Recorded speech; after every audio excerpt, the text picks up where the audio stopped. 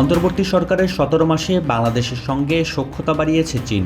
বাড়ছে প্রতিরক্ষা সহযোগিতা, যা ঘিরে উদ্বিগ্ন প্রতিবেশী ভারত।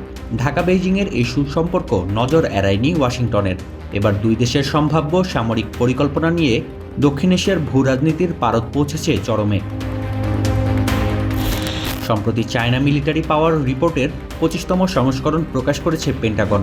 এই প্রতিবেদন কংগ্রেসে তুলে ধরে মার্কিন যুদ্ধ বিষয়ক দপ্তর। প্রতিবেদনে উল্লেখ করা হয়, বিশ্বের অন্যতম পরাশক্তি হিসেবে নিজেকে প্রতিষ্ঠিত করতে মরিয়া হয়ে উঠেছে চীন। সঙ্গে রয়েছে দক্ষিণ এশিয়ার দেশগুলোয় কৌশলগত বন্দর ও সামরিক ঘাঁটি স্থাপনের পরিকল্পনা। এই তালিকার শীর্ষে রয়েছে বাংলাদেশ ও পাকিস্তান। মালাক্কা ও হরমুজ প্রণালীর মতো গুরুত্বপূর্ণ সমুদ্রপথগুলোয় নজরদারির লক্ষ্যে গুরুত্বপূর্ণ ভূমিকা পালন করতে পারে ঢাকা ও ইসলামাবাদ। এতে করে দূরবর্তী অঞ্চলে ড্রাগনদের সামরিক শক্তি বজায় রাখা সম্ভব হবে। পেন্টাগন তাদের প্রতিবেদনে উল্লেখ করে, শুধু সামরিক ঘাঁটি নয়, সঙ্গে রয়েছে লজিস্টিক নেটওয়ার্ক তৈরির পরিকল্পনা।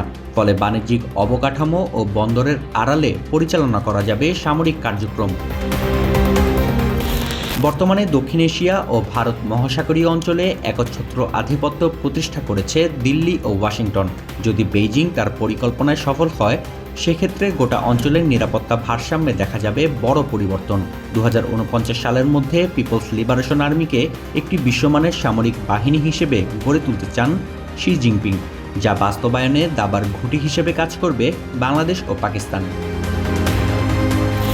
এদিকে চীন ও পাকিস্তানের সঙ্গে বাংলাদেশের সাম্প্রতিক সখ্যতায় বেশ উদ্বিগ্ন হয়ে উঠেছে ভারত। আর এজন্য বাংলাদেশের ওপর নজরদারি বাড়ানোর সিদ্ধান্ত নিয়েছে দেশটি। সার্বক্ষণিক নজরদারি বজায় রাখার জন্য নতুন একটি নৌঘাঁটি বানাচ্ছে দেশটির প্রতিরক্ষা মন্ত্রণালয়।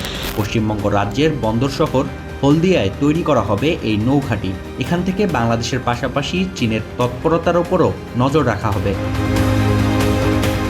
প্রতিবেদন বলছে, পাকিস্তান ইতোমধ্যে চীনের কাছ থেকে ৩৬টি J-10C যুদ্ধবিমান অর্ডার করেছে, যার মধ্যে সরবরাহ করা হয়েছে ২০টি। আলোচনা চলছে বাংলাদেশের সঙ্গেও। ইতোমধ্যে বাংলাদেশের ২টি ও পাকিস্তানের সরবরাহ করা হয়েছে ৪টি চীনা ফ্রিগেট।